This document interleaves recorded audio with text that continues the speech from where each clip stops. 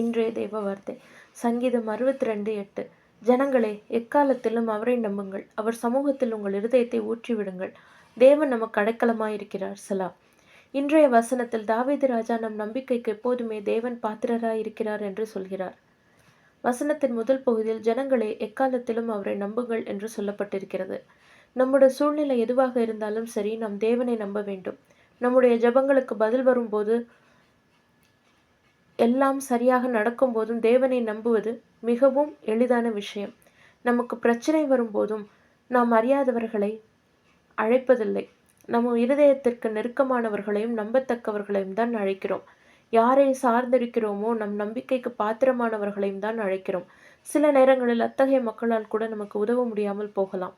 ஆனால் நமக்காக அவருடைய விலையேறப்பெற்ற இரத்தத்தை சிந்தின இயேசு கிறிஸ்து நம்முடைய பாவத்தை எடுத்துக்கொண்டவர். நமக்காக சாபமானவர், நமக்காக தரித்திரமானவர், நமக்காக நம்முடைய பாவங்களுக்காக நொறுக்கப்பட்டவர், நம்மை அவருடைய விலையேறப்பெற்ற பிள்ளைகளாக பார்ப்பவர். அதுவும் காரியங்கள் நாம் நினைத்தது போல் நடக்காமல் இருக்கையில் அவரை நம்ப வேண்டும் என்று எதிர்பார்க்கிறார். காரியங்கள் கடினமாகும் போதும், மக்கள் நமக்கு துரோகம் பண்ணும் போதும், மருத்துவர்களின் அறிக்கை வேறு மாதிரி இருக்கும் போதும், நமக்கு பணத்தட்டுப்பாடு இருக்கும் போதும், நாம் தன்னம்பிக்கை இழக்கிற போதும், மன அழுத்தத்தில் இருக்கும் போதும், அன்பானவர்களை இழந்த போதும், விரக்தியின் நேரத்திலும், எல்லா நேரத்திலும் நாம் தேவனை நம்பி இருக்க வேண்டும். ஏனென்றால் விசுவாசிகளாகிய நாம் விசுவாசத்தினால் நடக்கிறோமே தவிர நாம் பார்ப்பதை வைத்து நடக்கவில்லை. சமயத்தில் நாம் கேட்பதும் பார்ப்பதும் கூட நம்மை வஞ்சிக்கிறதா இருக்கிறது. ஆகையால் நம் சூழ்நிலை எதுவாக இருந்தாலும் சரி, நாம் தேவனை நம்பி இருக்க வேண்டும். வசனத்தின் அடுத்த பகுதியில் அவர் சமூகத்தில் உங்கள் இருதயத்தை ஊற்றிவிடுங்கள் என்று சொல்லப்பட்டிருக்கிறது.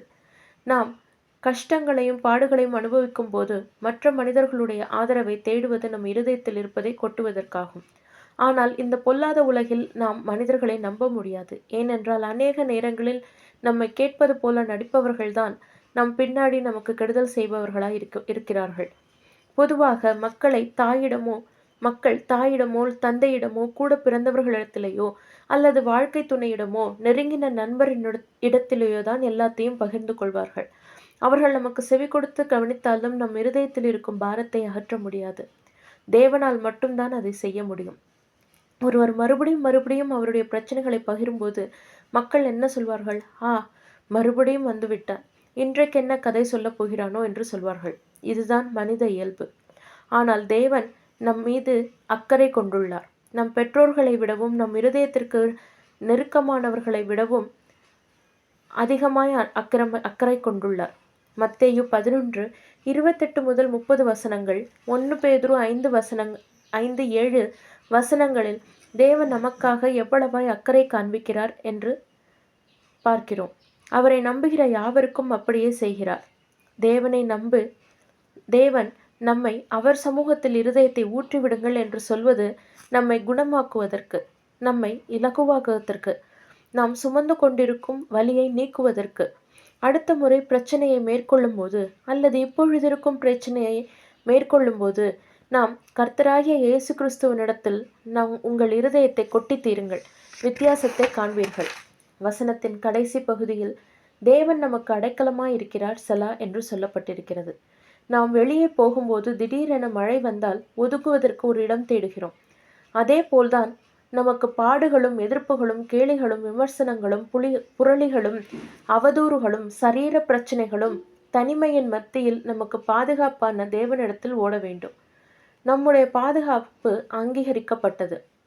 இன்றைய வசனம் நம் நிச்சயமற்ற நேரங்களில் நமக்கானவர்களிடத்தில் போகிறோம். ஆனால் சில நேரங்களில் அவர்களால் கூட நமக்கு உதவ முடியாமல் போகிறது. ஆனால் நாம் அத்தகைய நேரத்தில் தேவனிடத்தில் போய் நம் இருதயங்களை கொட்டி தீர்க்கும் போது நாம் உதவி இல்லாமல் போவதும் இல்லை. மேலும் தேவன் எல்லாவற்றையும் நம்முடைய நன்மைக்கு ஏதுவாக கிரியை செய்கிறார். தேவன் உங்களுடைய பணத்தையோ பலிகளையோ கேட்கவில்லை. உங்களுடைய இருதயத்தையும் நம்பிக்கையையும் உண்மையான அன்பையும் தான் கேட்கிறார். மேலும் அவரிடத்தில் அடைக்கலத்திற்காக வருபவர்களுக்கு அவரே கேடகமாக இருந்து எதிரிகளுக்கு முன்பாக நம் தலையை உயர்த்துகிறவராய் இருக்கிறார். கர்த்தர் உங்களை ஆசீர்வதிப்பாராக.